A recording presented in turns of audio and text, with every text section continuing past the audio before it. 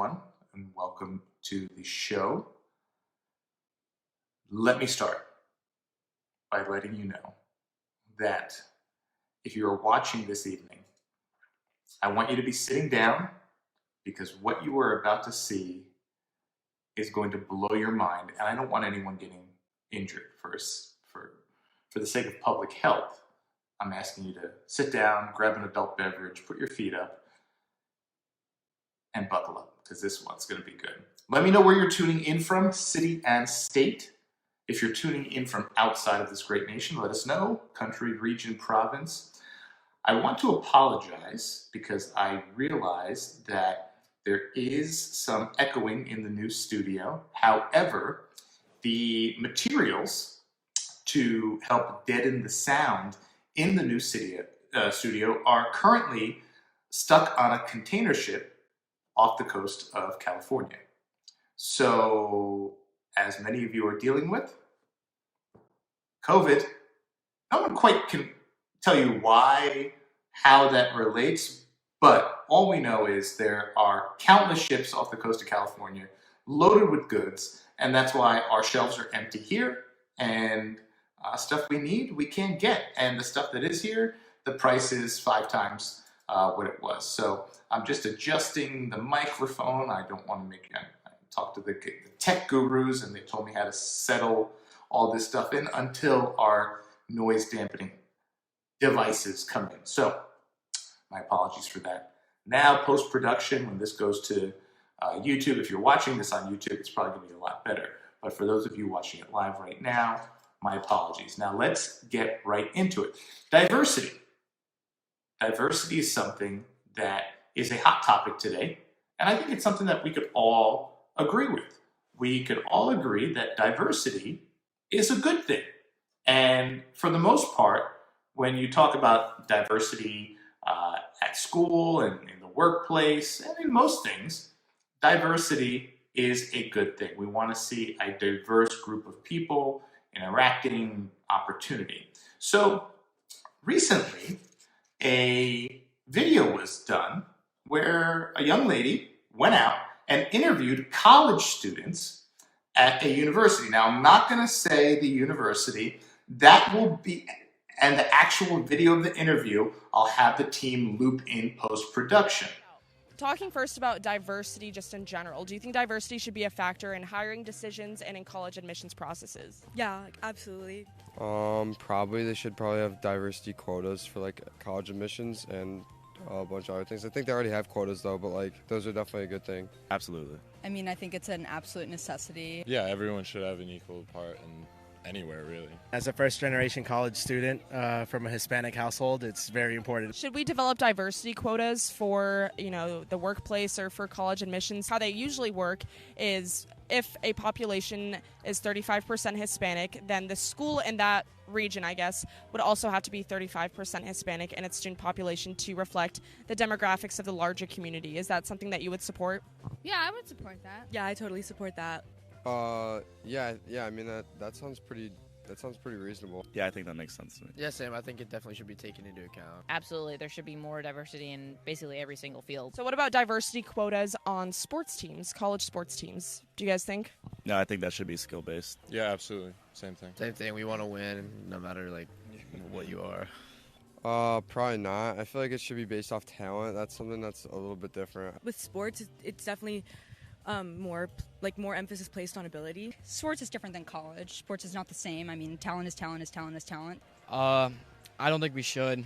College sports is about getting the best players for your team, and I don't think we should focus on which race or ethnicity to get. I think a diversity quota for any sports team, it doesn't make much sense. It should be based on skill.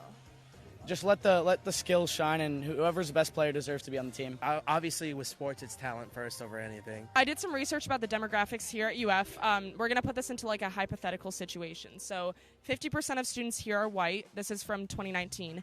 19% are Hispanic, 8% are Asian, and 5% are African American. If we were to apply that quota to the offensive lineup for the Florida Gators football team, this is what the lineup would look like. Okay, and that's probably not what it looks like at all. This is what it looks like right now. Yeah.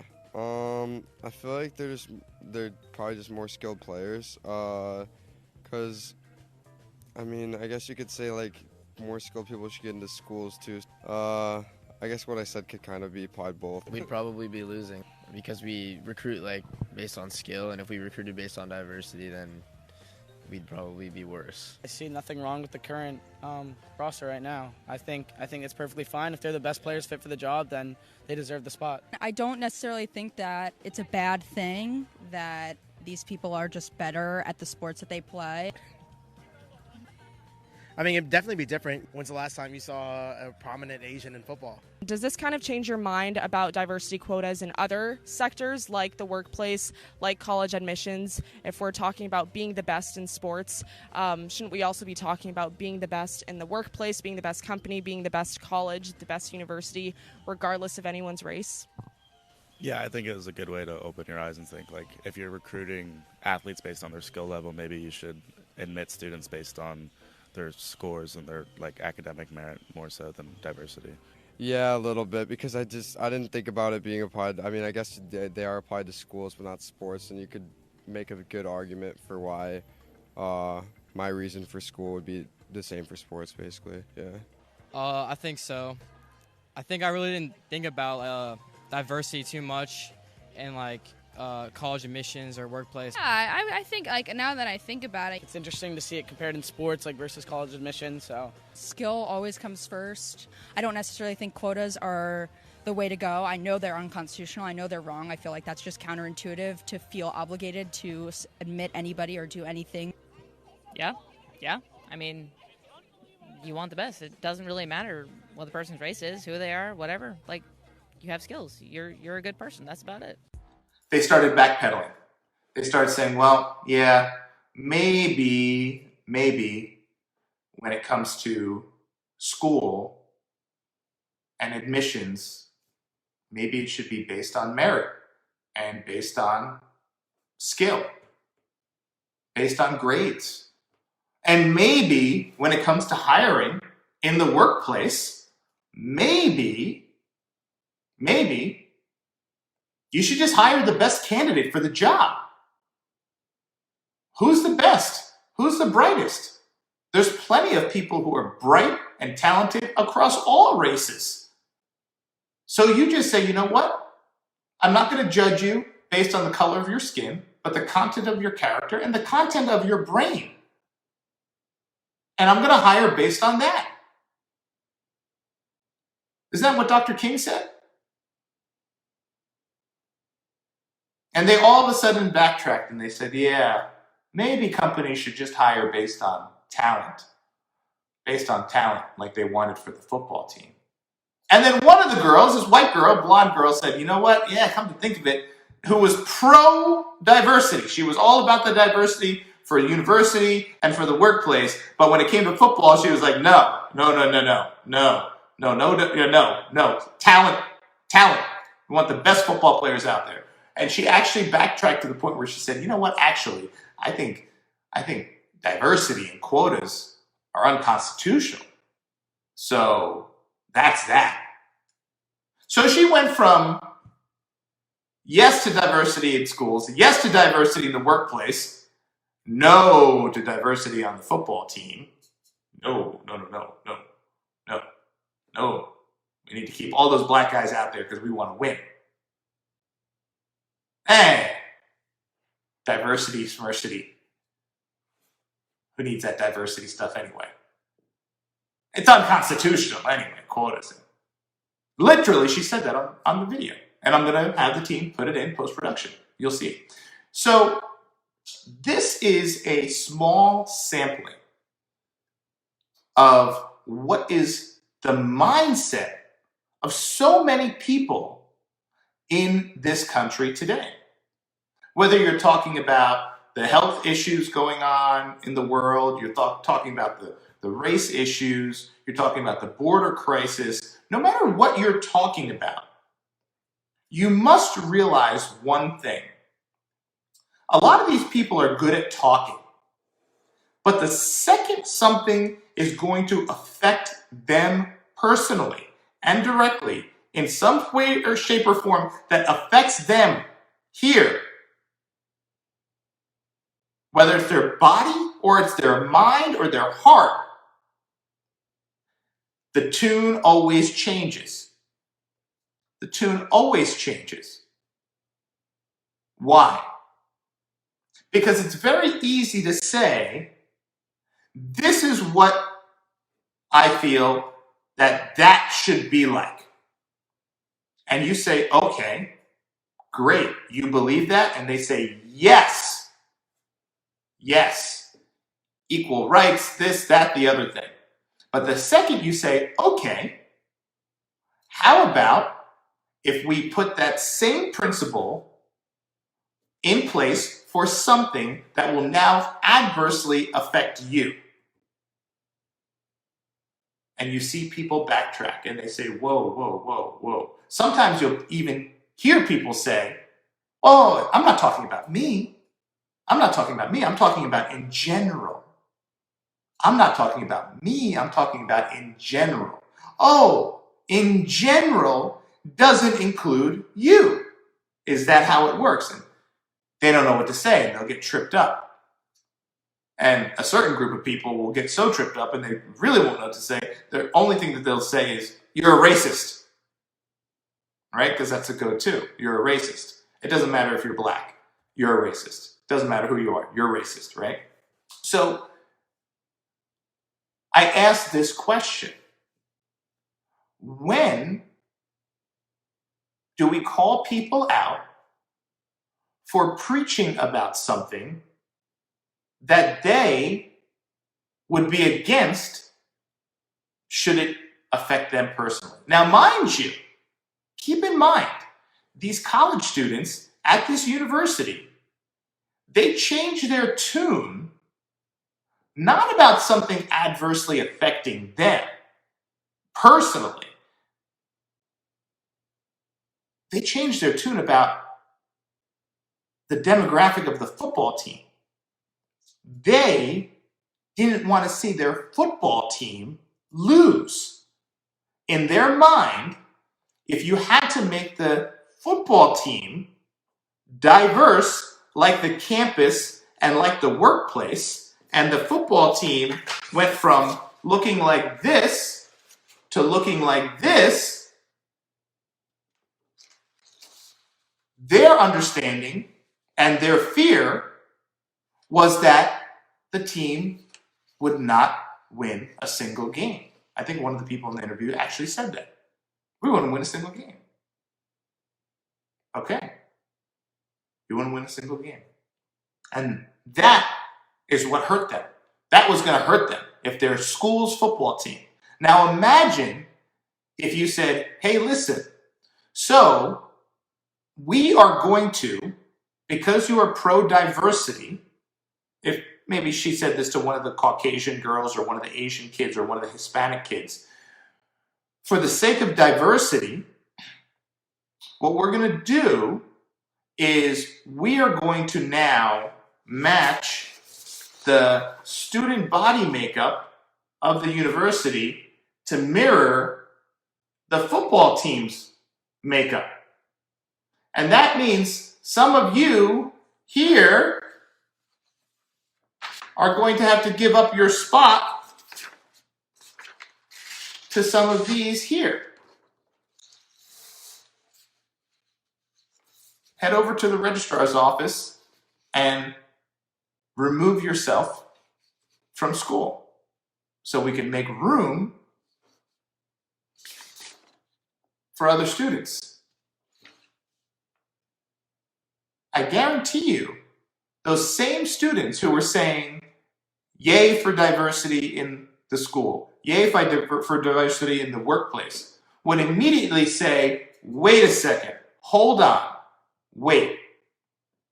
When I said diversity here in the student body at this university, at the campus, and it should mimic the demographics of the region, and we should have equal amounts of all races, I wasn't talking about me. I was talking about in general. Why do I have to give up my seat? And actually, there was a great video out there by Dinesh D'Souza, my cousin. And he actually called out a student who was talking about diversity and racism and all this stuff, he said, go ahead, let's start with you. It was a white student at an Ivy League university talking about how life is unfair and, minorities don't get equal, acceptance and all this stuff. So he said, okay, let's start with you. Let's go. Let's go down to the bursar's office. And you're going to give up your seat to a minority student. Let's go. Be the change. Walk the talk. Let's go. Let's start with you. What happened? All of a sudden he was like, whoa, wait. No, I mean, I wasn't talking about with me personally. I meant, in general. In general. Right? Oh, he was shocked. He started looking behind him. He was like, wait, hold on, wait, what? Oh, me? Wait, you want me? Me? Oh. You never saw a white kid so shocked. He said, well, hold on a second. I don't know. Wait, why do I got to go give up my seat? Can't someone else here give up their seat for a minority? I don't want to give up my seat at this Ivy League university that mommy and daddy pay for, that I worked hard to get into. There's a lot of that going on in our society right now. So just keep in mind, you're going to see a lot of this. There's a lot of this going on with, different mandates and things like that. A lot of people are doing a lot of this. Yet the second anything came and had to personally affect them, they would change their tune, I guarantee it. Just ask them. Just ask them. Their response is very telling. You'll see them backpedal. You'll see them start stuttering on their words. You'll see them start looking around as if you're talking to someone else. But be prepared.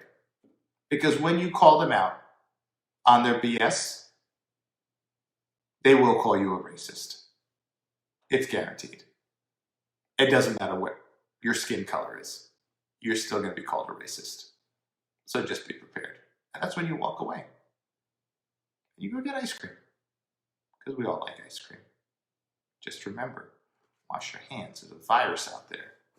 Don't touch your face. Thank you, and we will see you next time. Make sure you follow the channel. Make sure you're subscribed to the channel, by the way. I do a bad job of asking people to like, subscribe, follow, all that stuff. I kind of feel like you're not going to do those things just because I tell you to. You're going to like the channel, subscribe to the channel, like the video, and follow if you see the video and you like what you see and you like what you hear. You're not going to do that based on me asking you to do it. So that's why I really don't say it. But all the people behind the camera and behind the lights are always saying, don't forget, like and follow and subscribe. I never really follow anyone that says, I never follow anyone or like a video or anything just because someone says, do this. If I like the video, I'll hit that thumbs up. I'm like, that was a good video. And if I see a few videos from that person, I'm like, wow, this guy puts out pretty good content. I'll hit that subscribe button. That's authentic. And that's what you should do. Check out the other videos. If you like them, like them. And if you like a lot of them, hit that subscribe button. We'd love to have you as part of the family. You can always comment on what else you would like me to speak about. And of course, most importantly, everyone always asks, how do you support the channel? Visit 221B Tactical. 221btactical.com. Gear. Okay, listen, we're not a company like some of the people out here. They're selling mugs. They're selling, t-shirts. And we're a legitimate company. We sell apparel and gear that helps keep you more comfortable, safer, and ultimately alive. So if that is important to you, check out 221btactical.com. And that's all. Comment below. Let me know your thoughts. And most importantly, let me know what you want to hear about next, what's important to you. Because, folks, I'm here for you. I really am. Let's do this. I'll see you next time.